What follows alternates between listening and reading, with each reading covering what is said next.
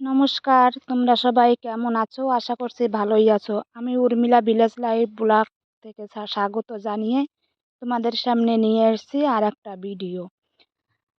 আজকে 15ই আগস্ট। 15ই আগস্টের ভিডিওতে তোমাদের কিছু দেখাতে চাই, সেই জন্য আজকে একটা ছোট ভিডিও নিয়ে এসেছি তোমাদের সামনে। নমস্কার। আজ 15ই আগস্ট আমাদের স্বাধীনতা দিবস উপলক্ষে আমরা সকলে এখানে একত্রিত হয়েছি।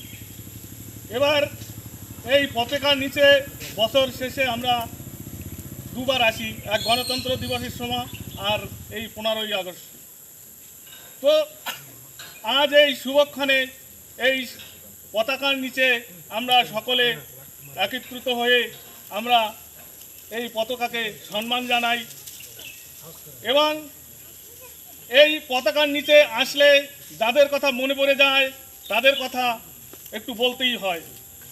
যেরকম নেতাজি সুভাষচন্দ্র বোস, মহাত্মা গান্ধী, বাদল বিনয়, ক্ষুদিরাম, এদের সকলের এবং আমাদের ভারতবর্ষে যে নৌজওয়ানরা, যে সেনাবাহিনীরা, যারা হিন্দি বাহিনীরা যারা এই পতাকার জন্য বলিদান দিয়েছিলেন, তাদের প্রতি আমরা প্রথমেই আজ সকলে প্রণাম জানাবো এবং তাদের প্রতি ভালোবাসা জানাবো, অভিনন্দন জানাবো। তাই আজ ৭৮তম স্বাধীনতা দিবসে আমার গ্রাম পঞ্চায়েত পিআরআই মেম্বার, এখানে সেক্রেটারি বাবু আছেন পঞ্চায়েতের, এবং গ্রামবাসী মায়েরা, বোনেরা, ছোট ছোট ভাই বোনেরা, যুবক ভাইয়েরা যারাই এখানে উপস্থিত আছেন সকলকে জানাই আমার প্রণাম, আমার আন্তরিক শ্রদ্ধা। আজ আমরা ভারতবর্ষ আমাদের স্বাধীন হয়েছে, কিন্তু সেই স্বাধীনতা আমরা সকলে এখনও সমানভাবে সকলকে দিতে পারিনি। যেরকম আমাদের জন্য যারা জীবন দিয়ে গেছেন, তারা চেষ্টা করে গেছেন, তাদের যে মনের আকাঙ্ক্ষা ছিল, যা আশা ছিল, আমাদের দায়িত্ব ছিল সেই আশা আকাঙ্ক্ষাকে পূর্ণ করা। এখনও আমরা নারীদের পূর্ণ স্বাধীনতা দিতে পারিনি। এখনও কালকে হয়তো আপনারা দেখেছেন পশ্চিমবঙ্গে রাস্তায় অর্ধরাতে নারী সংঘ বেরিয়েছে তাদের স্বাধীনতার জন্য। এ কিন্তু একটা ভাববার বিষয়। আজ খালি পশ্চিমবঙ্গে নয়, ওই রকম দুষ্কৃত কাজ আমাদের আন্দামানেও হয় এবং হওয়ার পরে আমরা সেইটাকে কোনো গুরুত্ব দিই না এবং তার পিছনে কোনো প্রতিবাদ করি না। যেরকম কিছুদিন আগে পোর্ট ব্লেয়ারও হয়েছিল, শুনেছিলেন, মনোজ পাল প্রতিবাদ করেছিল।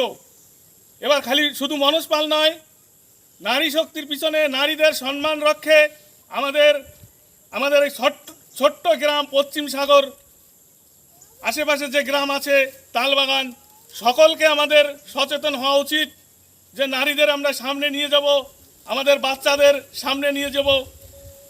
বিশেষ উদ্দেশ্যে আমি বলছি, আজকে যারা এখানে বেশি থাকার কথা ছিল তারা এখানে নেই। কারা আছে? এই যারা বয়স্ক, যারা এখানে মেহনত করছে, যারা এই পতাকার মর্ম বোঝে, তারা এই পতাকার টানে এখানে এসেছে। আজকে আমাদের যুবক ভাইরা তারা কোথায় ঘুরে বেড়াচ্ছে, কোথায় কি করছে, আজকে এখানে আসছে না। এবার এই পতাকার নিচে যদি না আসে তারা জানতে পারবে না এই পতাকার মূল্য কি, এই পতাকার কাজ কি, এই পতাকা কিভাবে পেয়েছিল, এই পতাকায় কত রক্ত ঝরিয়েছিল। তো আমি অনুরোধ করব আমাদের যুবক ভাইদের যারাই এখানে আছেন, এই পতাকার দিকে তাকিয়ে, আমাদের যারা শহীদ হয়েছে তাদের দিকে তাকিয়ে আমরা এই দেশকে গড়ব, আমরা এই সমাজকে গড়ব, এই যা অন্যায় অবিচার হবে তার প্রতিবাদ করব। এই আমার যুবক ভাইদের উপর আমার বিশেষ করে অনুরোধ, আমরা একতাবদ্ধ হয়ে আমাদের দেশকে, আমাদের গ্রামকে উন্নয়ন করব। এই আমরা আজকে এই পতাকার নিচে দাঁড়িয়ে শপথ নেব।